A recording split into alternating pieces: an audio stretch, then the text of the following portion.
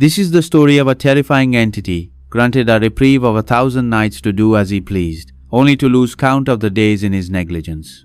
My first death sentence was handed down by the government for the murder of 3 individuals a mere 4 hours after the verdict. I killed 3 more and fled from the country into the mountains, eventually crossing the border. For a year, I committed no crimes, but after that year, I felt myself becoming a decent man. What could be more terrifying than that? I did not want to be decent. That title was empty for me. I had been very decent once. For 8 years, I toiled in the coal mines, working double shifts to earn enough for my mother's medical treatment. She suffered from tuberculosis and wanted to live. But my day and night labor could not buy her life. I could not afford the exorbitant cost of her care. I would fast for 4 days at a time, and on the 5th, I would force a piece of bread down with water just to stay alive so my earnings could go toward her life. But the price of medicine was sky high. The doctors refused to even acknowledge me. Dr. Sterling was the premier expert in respiratory diseases. One morning, with hands folded, I stood at the magnificent gate of his estate. I was not allowed inside, so I waited for his car to emerge. When that tyrant finally drove out, I threw myself prostrate before his vehicle. I wept and begged for my mother's life, but he simply said he only discussed hospital matters. At the hospital, he only met those who paid his entry fee. Consequently, my mother died. When an orderly instructed me to take her unclaimed body, I went to the morgue. Her eyes seemed to hold a grievance against the entire world. I told her, I will change this world. From there, I went straight to Dr. Sterling's office and informed him, Doctor, my mother is dead. The doctor looked at me in shock and asked, Who are you? How did you get in without permission? Where is the clerk? Not far, doctor. His body is lying at the door, I replied. Another doctor sitting nearby tried to rise in panic, but my iron grip forced him back down. He tried to stop me, but it was necessary to see you. So, I relieved him of his duty. I finished. What madness is this? Did you truly kill him? Sterling asked in a trembling voice. Yes, doctor, believe me. How? Exactly like this. I seized the neck of the second doctor as he tried to rise for the 3rd time until his eyes bulged out of his head. Listen, doctor, my mother is dead. You wouldn't treat her. Now the whole world should die. Ask me how, I said, and the word escaped the doctor's lips involuntarily. How? Though I knew he wanted to say something else, he was in my trance at that moment. He said exactly what I asked. Then I stepped forward and seized his throat. People hit me with whatever they could find, chairs, vases, wooden decor. But who could save the doctor now? I sent him to join my mother to make amends for his mistake. The police arrested me. The magistrate sentenced me to death. But what was the point of dying so soon? Consequently, when they began taking me to prison after the sentencing, I killed 3 of them and escaped. I didn't stay in the country because I knew the federal police would never stop hunting me. My next destination was across the northern border, but I didn't care for the place, so I moved further south and spent a year there. Then, realizing I had done nothing but sit idle, I decided to act. This time, another tyrant died at my hands. His name was Harrison Pratt. He was a ruthless landowner who treated his tenants like livestock.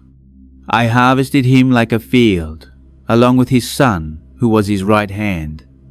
But that wretch didn't have just one hand. He had countless dirty dealings.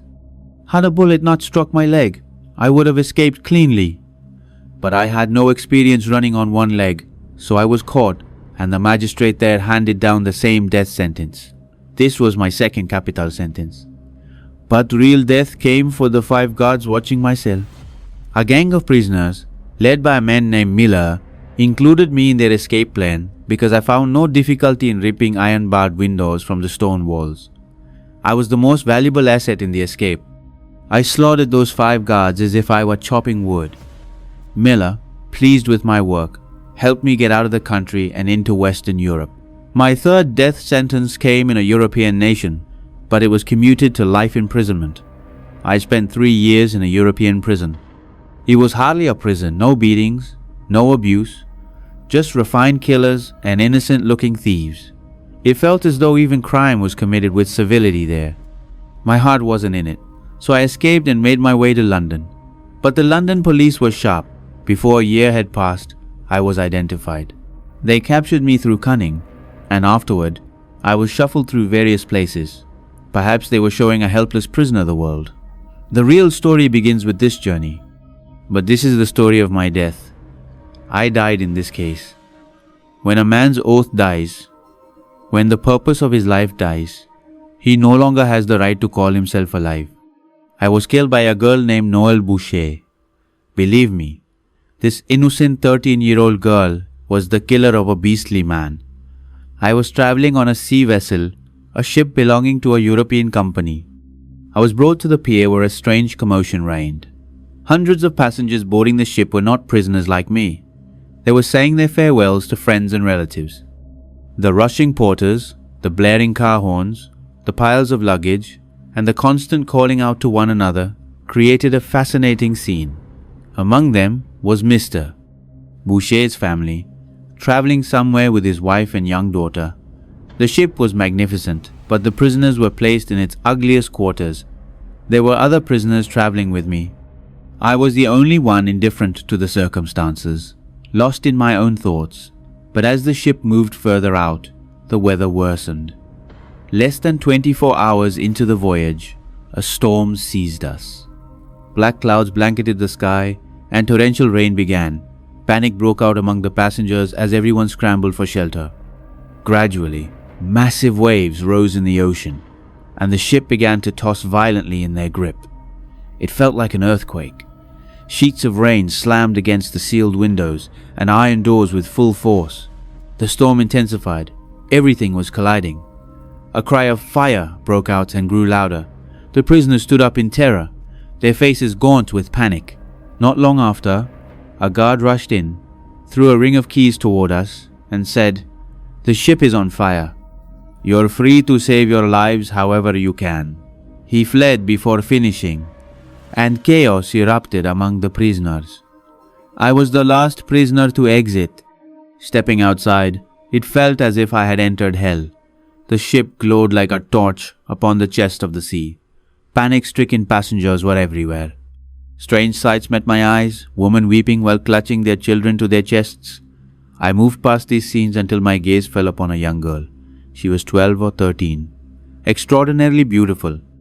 Tears streamed from her large eyes, and I died. Yes, I died at that very moment.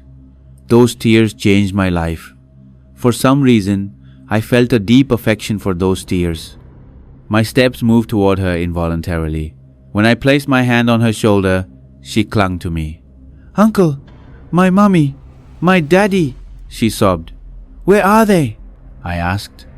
"They're dead," she said, pointing toward two bodies trapped under a massive fallen beam. I couldn't give them life, but saving Noel's life was now my responsibility, and I became devoted to her. With my own strength, I secured a small lifeboat and spent 70 days upon the sea. Finally, we saw land, a strange territory that I realized was the African coast the moment we stepped ashore. There was no choice but to move inland. Noel was happy here. The love I showed her had awakened a new life in her eyes. She called me uncle with great affection, and thinking of my past life, I would realize that the man I once was no longer existed. The paths were extremely difficult.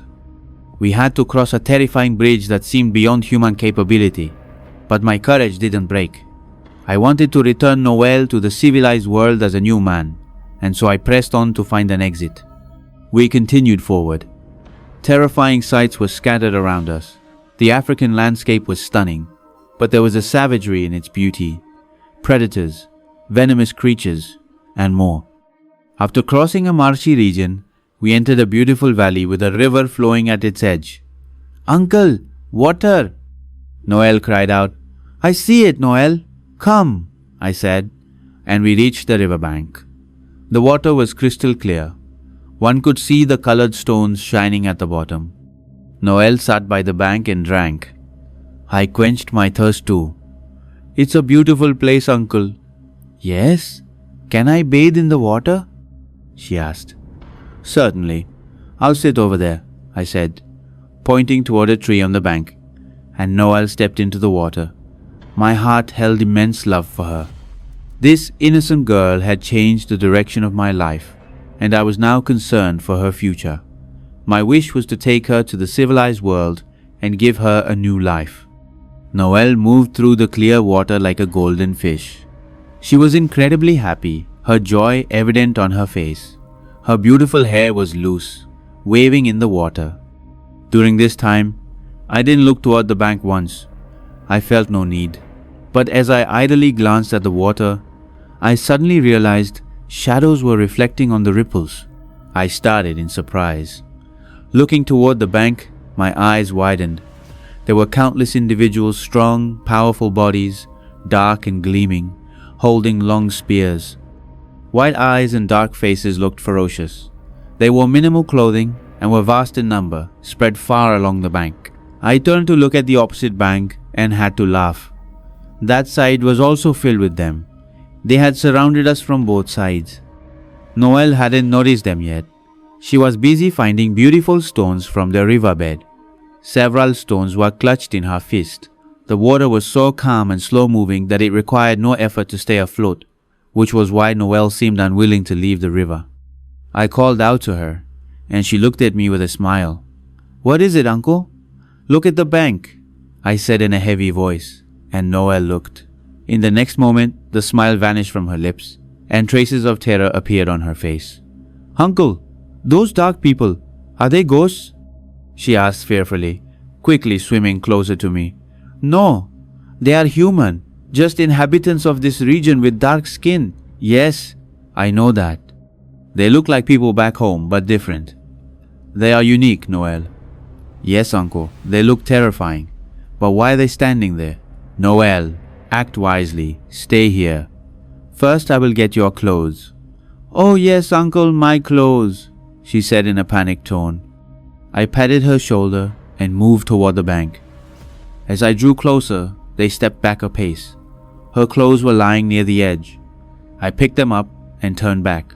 They offered no objection. I reached Noelle. "But uncle, how can I dress here in the water?" "However possible, Noelle.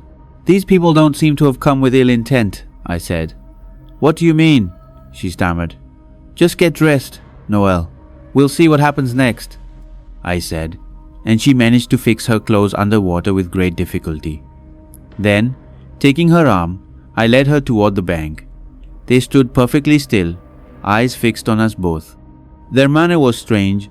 It didn't seem like they wanted to take violent action, but something had to happen, or why else would they be there?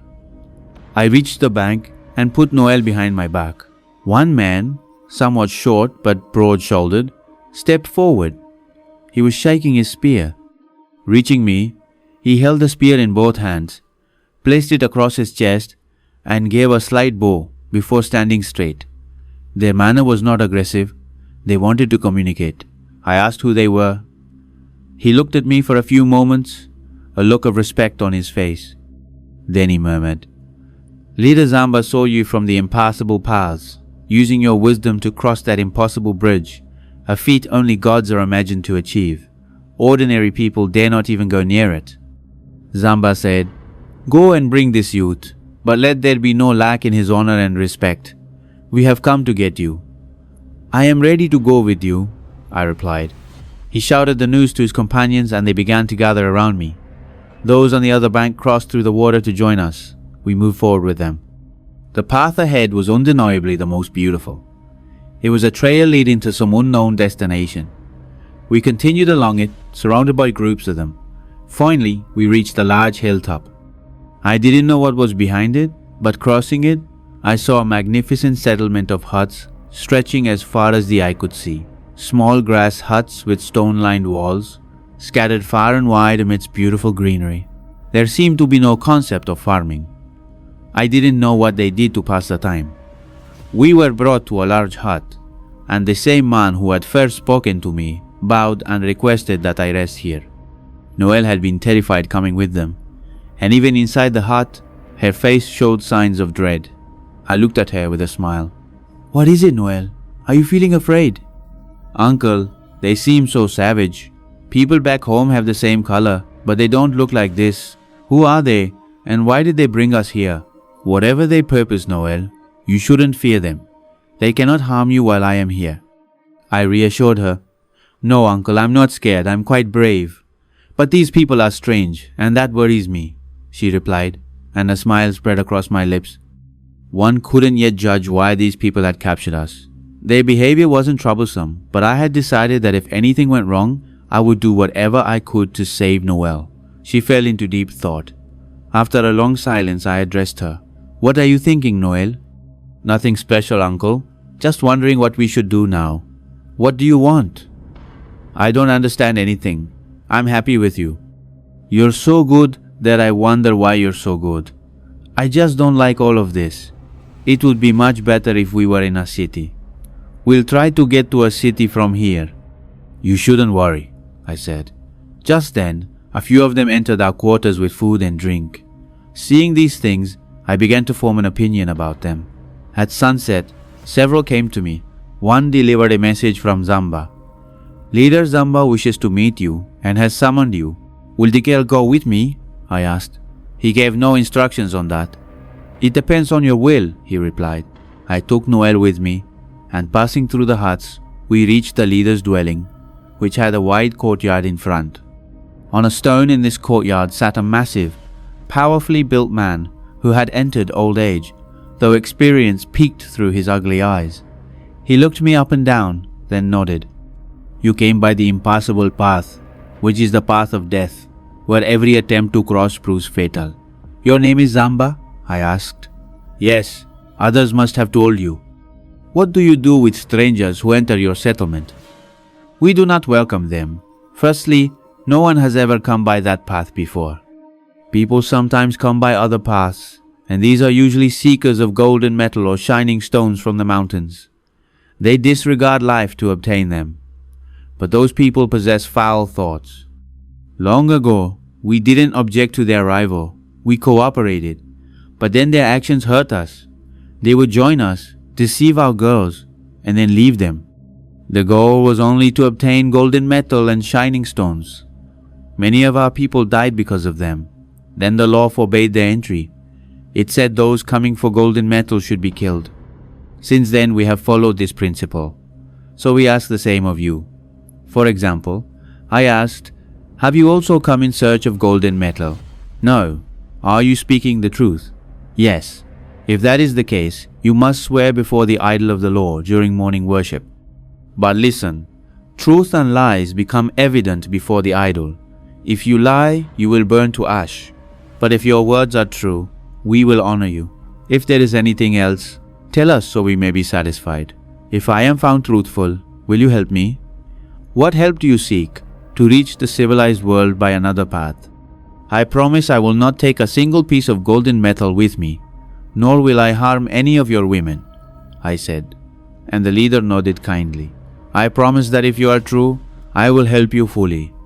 Thank you, leader, I said gratefully. Until then, you will face no hardship. Is your lodging comfortable? Entirely. Good, you may rest. You can express any need, the leader said. I want to know more from you, leader. What is your way of life? Does your tribe have a name? There must be other tribes settled around here. We are all called the Law people, and that is the name of our tribe. The goddess of the law is our guardian. Her magic is the greatest. Yes, those who try their own magic are criminals against the goddess. She abandons such criminals, and they are given 1,000 nights. In those 1,000 nights, they are free to use their foul magic. But after they end, they are turned to stone forever. They can see, they can think, they feel hunger and thirst, but they can neither die nor move. That is why few people try to override the goddess's magic. Occasionally some madman emerges and becomes a plague for the settlements, like the Shadow Man. Worry appeared on the leader's face. I was watching him closely. Who is the Shadow Man? I asked with interest. This tribe has been settled for centuries. We are not bad people. We are always peace-loving. Unlike other tribes, war and strife are not our way. The goddess of the law helps us, and those who cast an evil eye on us become terrified. But the reprieve of the law proves destructive for the unfortunate among us. The reprieve of the law? I asked inquisitively. Yes, I told you about this. The madman who asks for the magic of 1,000 nights and then spends his whole life as stone. But in those 1,000 nights, he is free. Such a person, in any era, has been a source of trouble for others. And unfortunately, my era is the era of the reprieve. And in this era, the Shadow Man exists. I see. Where does the Shadow Man live? And how does he treat your people? He is a demon and we are helpless before him. Every woman of the tribe is his wife. He may call whoever he wishes to himself. We all live as his slaves. He makes life miserable for anyone he hates. Consequently, to please him, we must do what none of us wish to do. Every 7 days, he drinks the blood of one human, and one of us must be sacrificed for this. There were traces of grief in the leader's voice. You cannot kill him? No, our power is nothing against his magic. If you want to kill him, you can try. The goddess does not forbid it. No, he is a demon. How can killing a demon be forbidden? But who can overcome him? The leader said sadly. Has anyone killed such a person in the past? Those he oppresses make such attempts, but they fail, the leader replied. Where does he live? Among you? No, he lives in the clefts of the Black Mountains. When he wishes, he comes, and we are all helpless before him, the leader explained. You mentioned morning worship.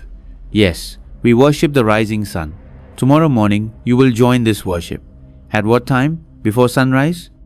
Does the Shadow Man also participate in this worship? I asked. What business does a demon have with worship? He is indifferent to every ritual. Thank you, leader. I am very grateful for this cooperation. I will participate in tomorrow's worship, and then you will be convinced of my truth. Then I rose from the leader's presence. Noelle had remained silent during this time. There was confusion in her eyes. Obviously, she wouldn't have understood the conversation. When we came out, she shook my arm and said, What happened to you both, uncle? When, Noelle? You were both speaking in some unknown way. I didn't understand anything. It was their language. I was speaking to them in their tongue. It sounded very strange to me. What was he saying? He was saying he would help us reach civilized settlements. He has become our friend. He has offered that we stay with them for a few days and see the place. This place is very beautiful, uncle. Yes, and their way of life is unique. When they celebrate, they perform wild dances. Oh, so will they celebrate? Yes, but not yet. If you don't mind spending a few days here, we'll see their celebration before we go. Fine. I like their way of life very much, Noelle said happily and fell silent. I began to reflect on Leader Zamba's words. The Shadow Man was an interesting figure to me. I decided to participate in the next day's worship. Initially, I thought of going alone, but it wasn't right to leave Noelle alone in the hut, and she might enjoy this unique event. But when I tried to wake her before sunrise, she wouldn't wake up. She was in a deep sleep. So I went out myself. I hadn't asked for details about the place of worship, but I had no trouble finding it. I caught one of the dark-skinned men by the shoulder. He stopped in surprise. Do you not participate in morning worship? I asked. I am going, but you? I will go with you. You? He spoke with startling interest. Yes? Why are you surprised? Because you are not one of us. Your worshipping would be surprising for us. Regardless, take me to your place of worship. Come with me, he said, and I followed. He headed toward the field behind the huts. I had come from the other side, so the back was still hidden from my sight. In the dim light, the atmosphere seemed very beautiful and mysterious. A vast field stretched out behind, ending in a range of black mountains as far as the eye could see. These mountains were the opposite of the surrounding beauty.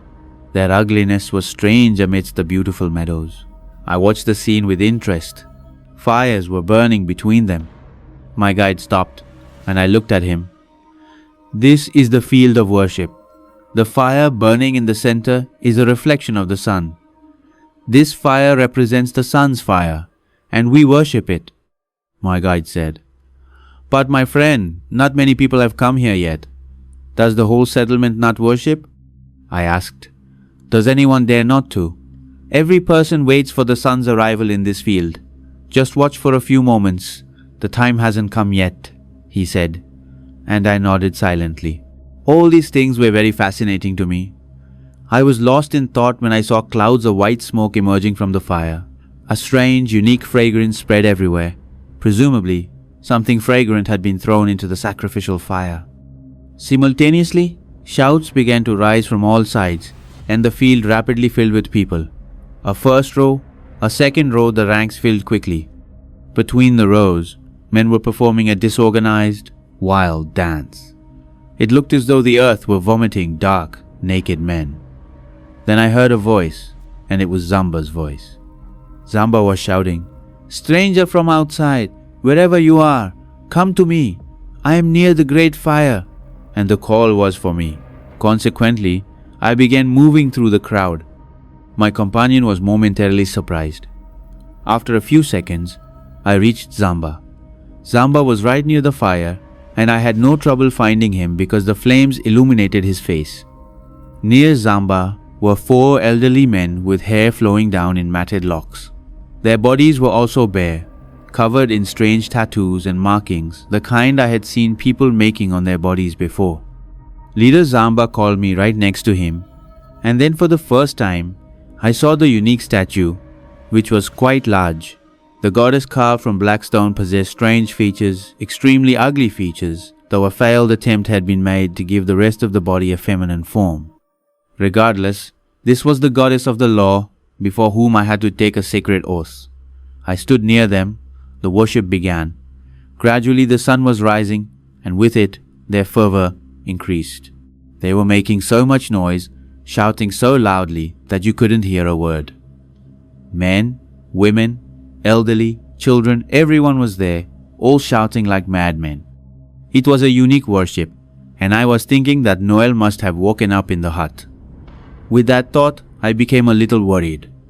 Regardless, getting out of the crowd was not easy.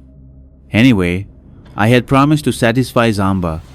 Consequently, I watched their worship in silence. Then, as the first ray of sun appeared, they all suddenly fell silent. After such loud shouts, this silence seemed very strange and unique. I watched their movements with bated breath. For a few seconds, they remained silent while the sun continued to rise. Then, when the sun fully emerged, they were satisfied.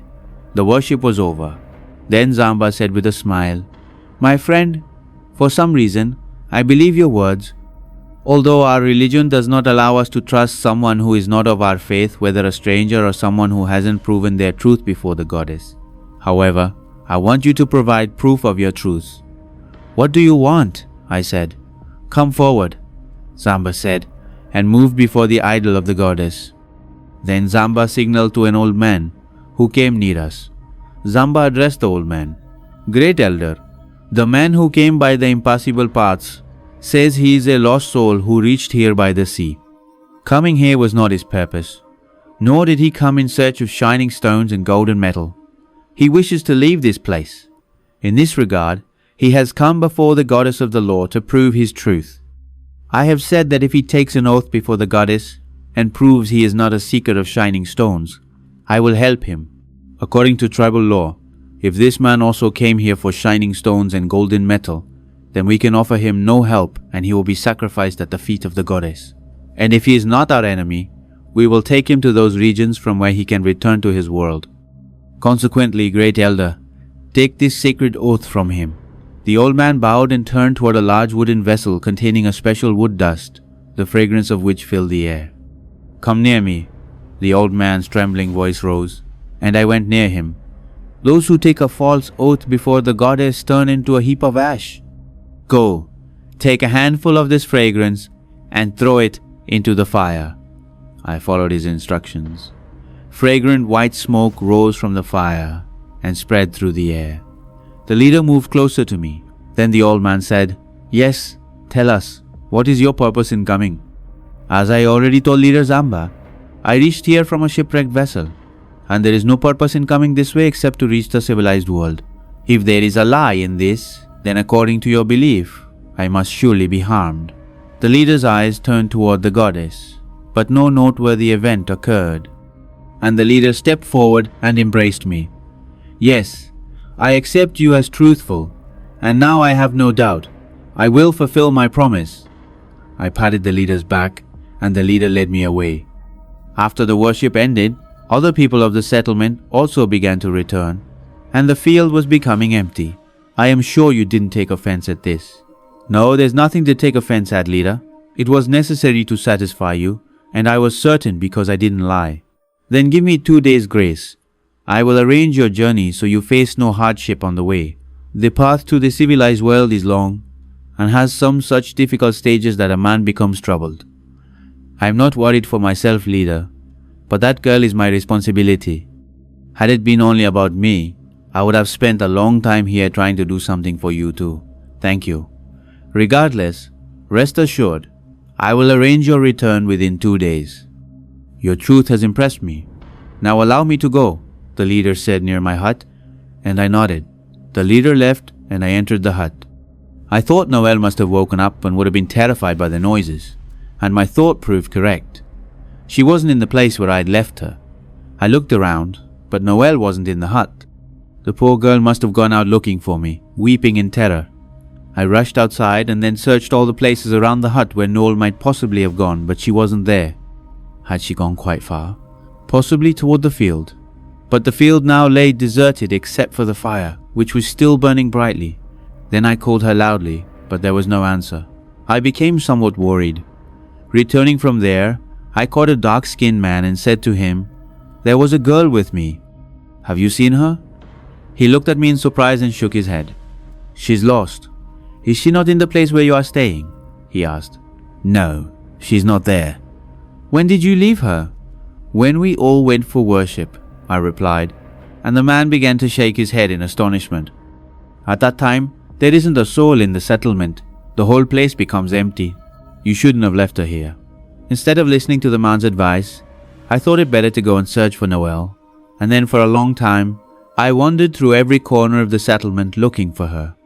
I asked countless people about her, and not finding Noelle, I headed toward the leader's quarters. Dark-skinned guards were present outside.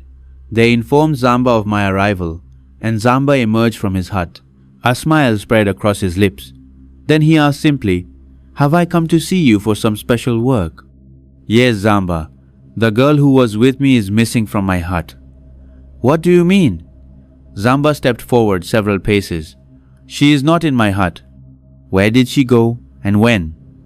"At the time I went for worship, she was sleeping in the hut, but when I returned, she wasn't in her place.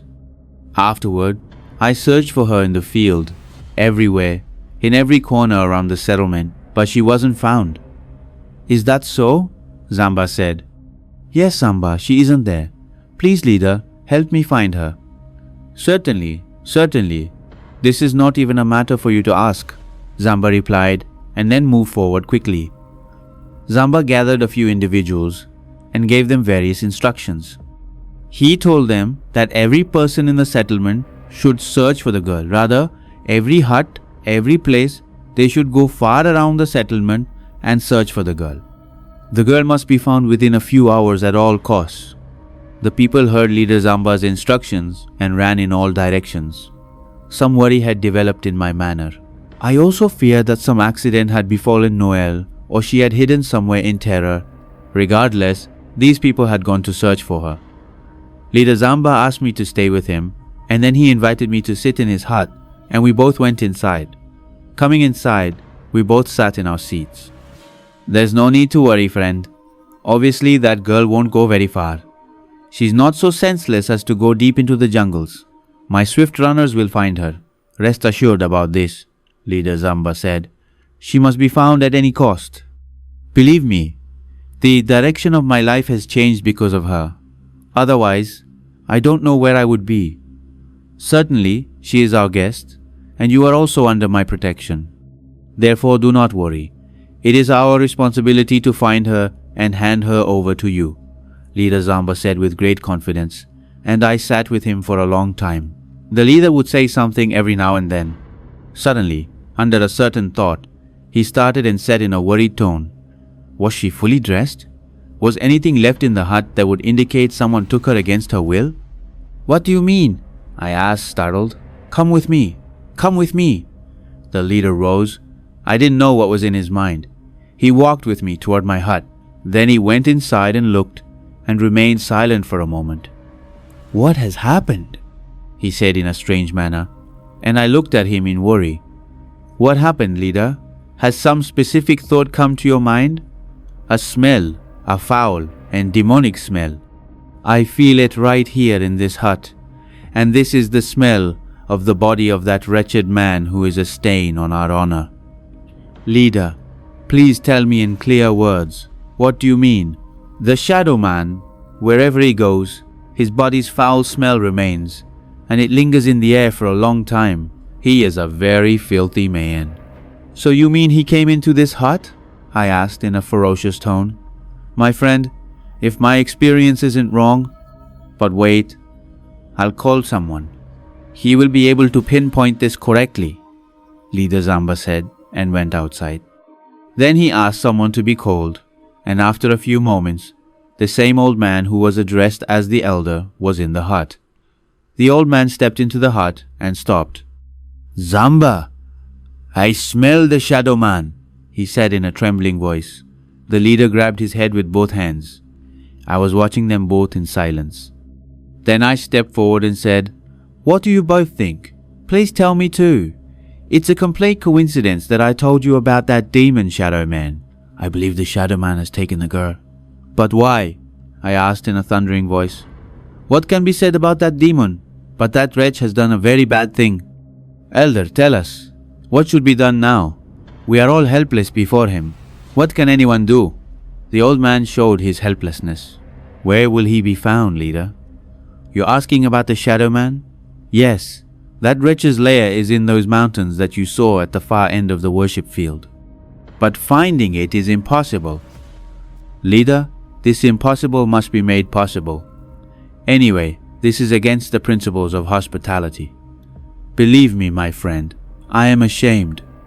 We have felt the shadow man smell here, so our thought went that way. But if you can also rid us of that pest, we will call you our savior. I gave no answer. I had brought Noelle through such hardships where death was certain. I didn't want to lose her here, but if Noelle wasn't found, then I couldn't say what my behavior toward these people would be. Zamba was a truthful man. There was no flaw in his intent. Regardless, I was severely worried for Noelle. Then I said to the leader, I need weapons. Yes, certainly. Come with me. The leader took me to his hut and then stood me before a stockpile of weapons and said, Take whatever you like from this. I took a weapon of my choice and came out. After midday, I headed toward the Black Mountains. I had never seen such a unique mountain range before. Every single rock was so smooth that it was difficult to maintain a footing. I wandered looking for that cave, but the sun set and I saw no cave. There was intense anger in my heart. Had the shadow man met me, I would have drunk his blood, I thought, but suddenly some words of the leader echoed in my mind. I walked back in silence. The poor leader was busy in efforts of his own.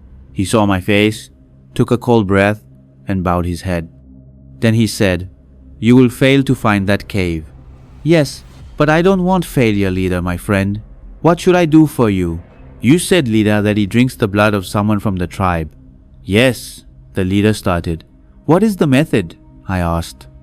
Just on the night of the sinking moon, a youth is sent into the Black Mountains at a specific spot, bathed in fragrances. And afterward, his blood-drained body is picked up from there. How many days are left until that night? Only a few. But why? This time you will send me, leader, I said, and the leader became lost in some thought. Traces of sorrow and grief appeared on his face. When I returned to my hut, I suddenly jumped. Noelle was in the hut. Her back was toward me. Noelle! I rushed toward her involuntarily, and she turned her head at my voice. But this was Noelle? I remained silent in my place. Noelle's eyes had become several times larger than normal. Her jaws were hanging, and red teeth were visible, as if she had drunk someone's blood. Drops of blood were frozen on her chin below her lips. I was stunned. This terrifying face of Noel was strange to me. Noel kept smiling at me, but there wasn't that childhood and that innocence in those eyes that came with Noel's age. In those eyes was a quality as if she were a hungry cat. Then she stepped forward a few paces and reached near me. I caught her hair in my fist, and she suddenly jumped. "Noel, what has happened to you?"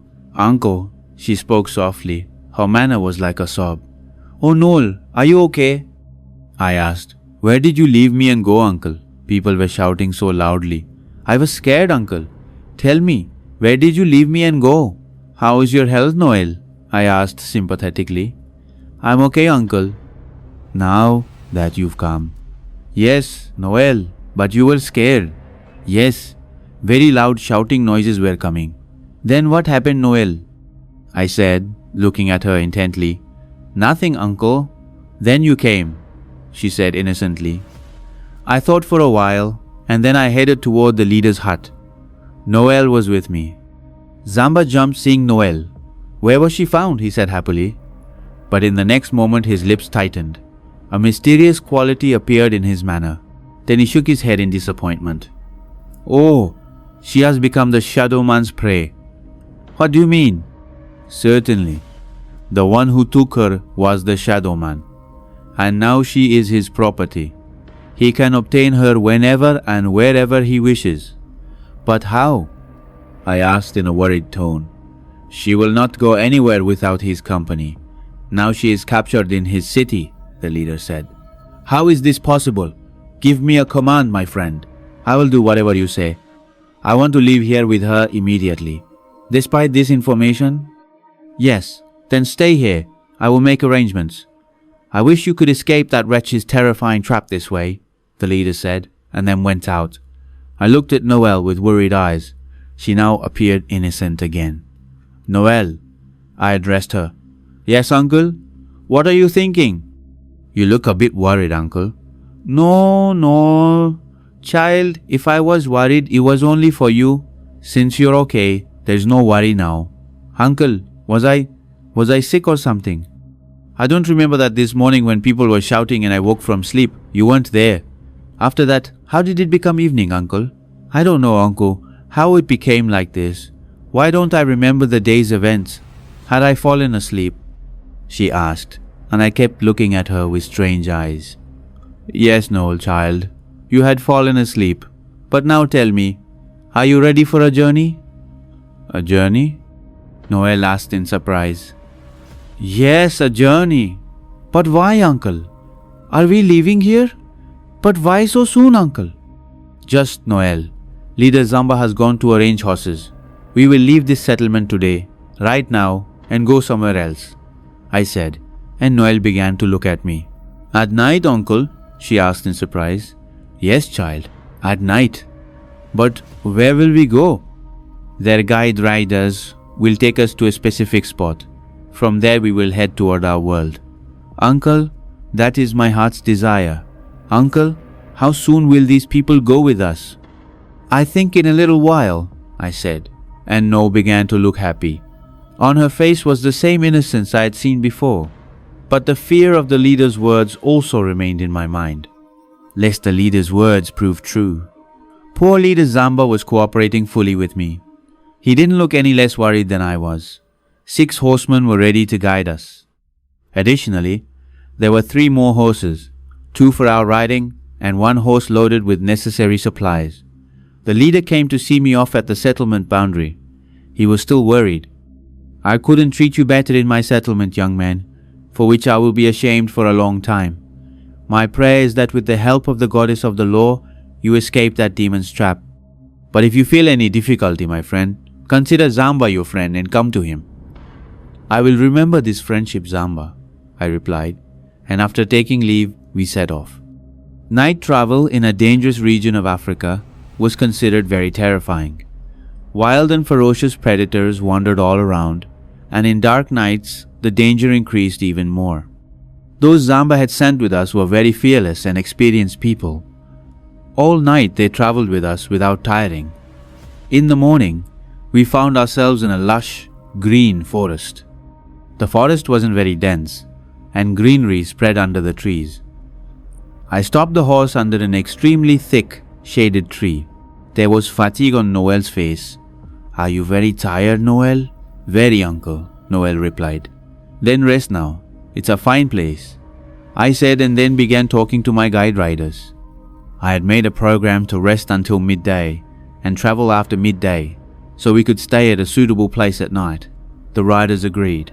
They arranged rest for us and then began preparing food. The leaders had specifically instructed them to take care of our comfort. Noelle was now balanced.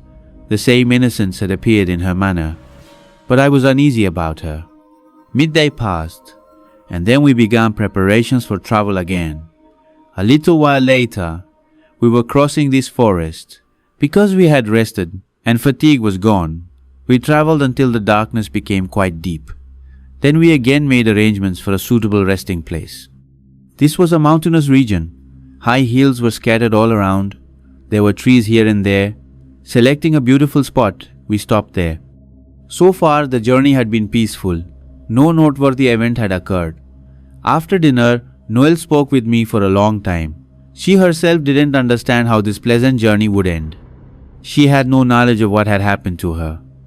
Then she lay down to sleep as usual. I also lay down a short distance from her. Some distance away, the guards were resting. They were waking in pairs. Zamba had served us selflessly. I was very impressed by him. But I could do nothing for the poor man. It was the moon of the final night. At first, there was darkness. Then gradually light began to show. My eyes had just become drowsy when I felt someone near me and started. Noelle was at my bedside. "Can't sleep?" I asked with a smile. She also smiled, but a certain change was visible in her. No specific event had occurred, but after a few moments, my feeling was confirmed. She moved closer to me. "I want to become a woman. I have grown up." Her voice rose, and I jumped. "Noelle," I said, glaring at her. "Come to your senses. I want to be in your embrace. Do not disappoint me, or..." And my full hand struck her mouth. She fell several feet away. "Fine. You do not accept me. I am going." The matter had gone too far. I couldn't leave her to herself. Consequently, I lunged and caught her, and then my hand struck the back of her neck, and she fell unconscious on the ground. I picked her up and laid her back in her place. For a long time I sat near her, thinking about her. The dark-skinned guards were peacefully in their place. They had no knowledge of the situation. For a long time, I sat there, and then I lay down near her again. The moon continued its journey. The air was so pleasant that sleep was descending into my eyes, and then it overcame my senses and I slept again. This time the guards woke me. Light was emerging from between two mountains. They were shaking me. I woke with a start. "Your companion girl took a horse and went that way. We have sent 2 men after her," a guard said, and I took a deep breath. I became even more entangled. We also managed our horses and galloped in that direction. The sun had risen, but no trace of them could be found. This was the same direction from which we had come, and now we were heading back toward the settlement. My heart wanted to throw Noelle into hell and move on. But then I would think she was innocent. This was just the Shadow Man's demonic trick. I would not let that demon succeed. No matter what, I would not let the Shadow Man succeed. My teeth clenched, and we traveled without stopping. In the evening, as the sun set, we reached the settlement where we met Zamba and the 2 guards. The guards were in a bad state. Their bodies were scorched, and flesh had come off in places. Perhaps they had also reached Zamba. There was a deathly pallor on Zamba's face. He looked at me and said disappointedly, "I had told you before. What happened to them both?" I asked, looking at the 2 guards in distress. "Hear it from them," Zamba said. "What happened to you both?" I asked. "We were chasing the girl to the Black Mountains. She disappeared into the mountains with the horse. We were wandering in the mountains when suddenly flames erupted from the rocks and we were caught in them. Our horses were killed. We barely managed to escape. This is the act of no one but that demon," Zamba said. No trace of the girl could be found. I glared at them with ferocious eyes. No sign of her could be found. Zamba, arrange for their treatment. I am sorry that you had to face severe trouble because of me. I will see how great a magician he is." At night, Zamba sat with me for a long time. He was very disappointed and was speaking of disappointment to me too. "Believe me, my friend, I have no objection to your wish. But as a guest, I want to save you from this danger. I accept your sincerity from my heart, but now this is necessary for me. Besides, what else can I do?" The next day, at my request, Zamba took me to where the prey of 1,000 knights were living their stone lives.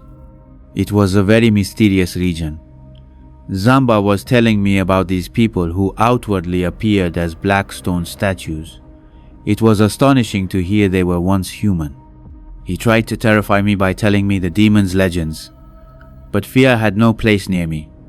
All these people were those who had made the settlement sleep forbidden with their powers. They did everything they could, and whoever's life lasted, they drank as much human blood as they could. Countless individuals became victims of death, and their lives ended this way. So, my friend, my honored guest, it is not proper that you present yourself as the youth who is sent into the Shadow Man's service, so he may quench his bloodthirst with him. We are used to this, and this is our fate. The plant of sin was sown in our land and should be irrigated with our blood. You have come here for a few days. Why should your life be put in danger? No, Zamba, it's not possible that I leave that girl here and move on to save my own life. Consequently, let me be firm in the decision I've made and help me." Zamba bowed his head. Then he spoke in a dead voice. "Fine. If you are so insistent, I will be silent." The moon was completing its journey of the final nights. Then one night it sank. Consequently, it was the final night of the sinking moon, and in the final watch of that night, that youth was to be sent into the Black Mountains, who this time was ready to be the Shadow Man's target. In these few days, no trace of Noel could be found, and my heart wept tears of blood for her. I remembered that quality of Noel's that was expressed that night. On innocent Noel's face were the emotions of a grown woman, and my heart was in no way ready to accept this. Leader Zamba was quite disappointed. He didn't even want to come in my way. Consequently, in the final watch of the dark night, he bid me farewell, and I headed toward the Black Mountains. Zamba had told me what I had to do there. My mind was drowned in strange thoughts. I was thinking that I had no cure for these demonic powers. Then I called upon those true emotions of the law. I thought that I had stepped on the path of truth. I needed help from the heavens, and I saw a light. A marble statue appeared before me, and its metallic voice rose. "Those of the heavens are companions of truth. I am the goddess of the law, and this shining red stone is your property, which will ultimately become the death of the Shadow Man." She handed a shining red stone to me and said, the metallic voice was heard again, "His 1,000 nights of magic are complete, and he is negligent. He has forgotten the count of days. Go, the one above will protect you and give him death." Her marble form dissolved into the air. I stood surprised, holding that red stone in my hand. For some reason, I felt a sense of fearlessness in my being. It felt as if now there was only success and success for me. In the darkness, I was traveling toward those mountains. A little while later, I entered that horrific darkness. That spring of which Zamba had told me was right there, and under a lone tree there, a torch was lit, which I had already known.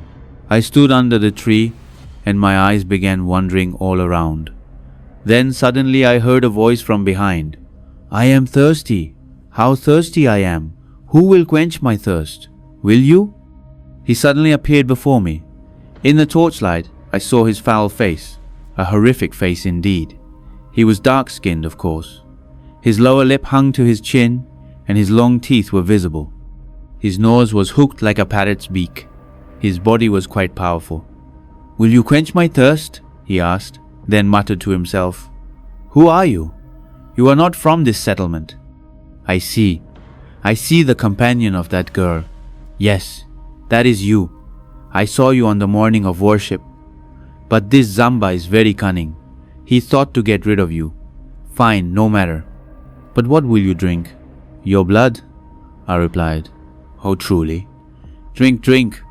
Take this dagger and thrust it wherever you wish. He handed a long dagger to me. I looked at it intently. For a moment, I was dazed.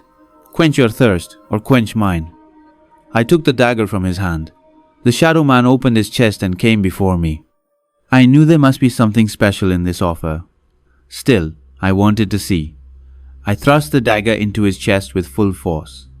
It felt as if I had thrust the dagger into a piece of wood. Then I pulled it out and thrust it in various places into the shadow man's body, but not a single drop of blood came out. The shadow man laughed in a foul manner. Now what should I do? There is no blood in my body. Now you allow me. Fine, I said, and returned the dagger to the shadow man. He took the dagger from my hand. Suddenly, he began jumping and leaping in a wild manner, and then, with extreme brutality, he tried to thrust that dagger into my neck. But the dagger's edge bent. Given the force with which it was struck into my neck, it should have been the first and last time. But he looked at the bent dagger again in surprise, and then straightened it with his fingers. This time he thrust the dagger into my chest, but this time the dagger was no longer capable of being straightened. Is your body made of stone? He said in a wild manner. No, Shadow Man, rather, your power is gone. Perhaps you couldn't keep count of those days. The 1,000 nights are complete, Shadow Man, and this night is mine. I said, and the Shadow Man became silent. Perhaps he was calculating those days. In the next moment he leaped in one direction and entered a cave. But would I leave his pursuit now? I also entered the cave. A severe blast of stench hit my nose. I searched for the Shadow Man, but in that spacious cave, I didn't see him. However, there was another tunnel-like opening ahead. Torches were fixed to the walls in the spacious cave, and their light presented an extremely terrifying scene. Throughout the cave lay the skeletons of dead animals. Here and there human skeletons were also present, with rotting flesh sticking to them. Besides these, there were other such foul things. I moved toward that tunnel, and at the other end of the tunnel, I saw another bright cave. The light in this cave was very intense. I entered without hesitation. This cave wasn't very spacious. Ahead sat a white throne, embedded with high-quality jewels, and the cave was illuminated by the light of these stones. The foul Shadow Man was sitting on this throne. He had also lifted his feet, and behind him on a chair sat Noel as well.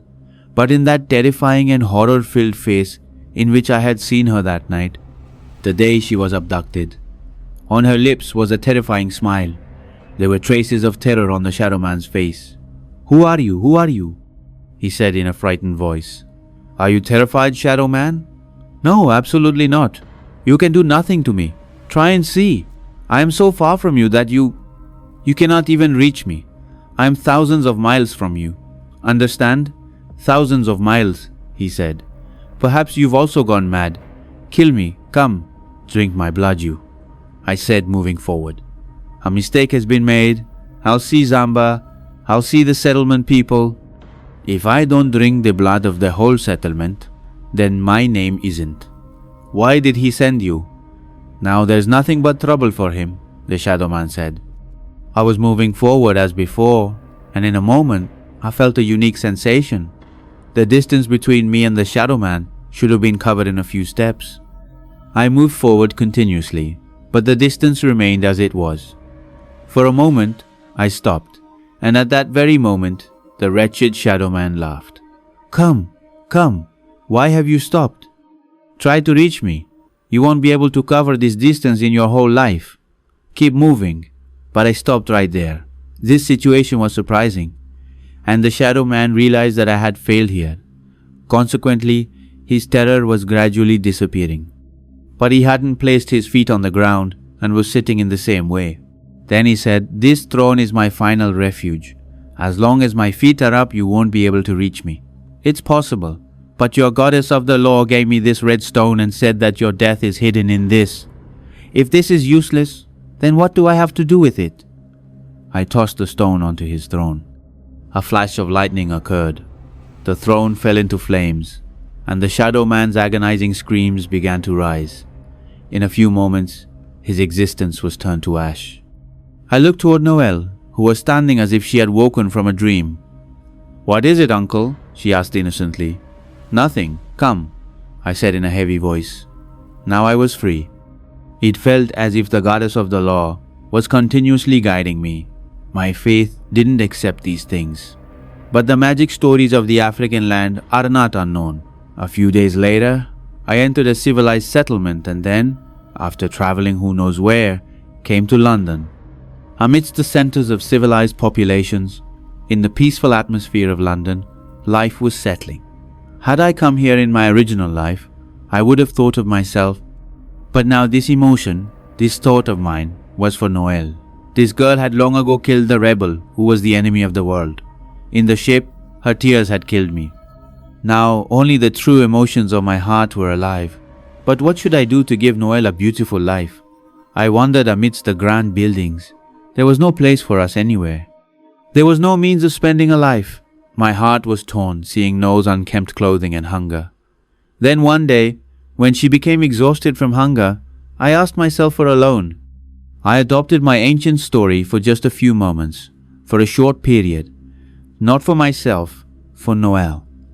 The stories of that terrifying robbery in London remained the highlight of the newspapers for several days, in which a single robber killed 5 individuals and looted the bank. But after that, staying in London was inviting death, because the modern police of a modern country were quite clever. After a long journey from here, after a long time, I once again came to that very land from whose soil I was formed. Noelle was with me. She had complete trust in me. She had no one in the world besides me. I bought a plot of land on the outskirts of the capital. I built a beautiful house and began living life as a well-reputed man instead of a notorious robber and fugitive criminal. If these stories stayed with you longer than expected, like, share, and subscribe for more stories that refuse to fade.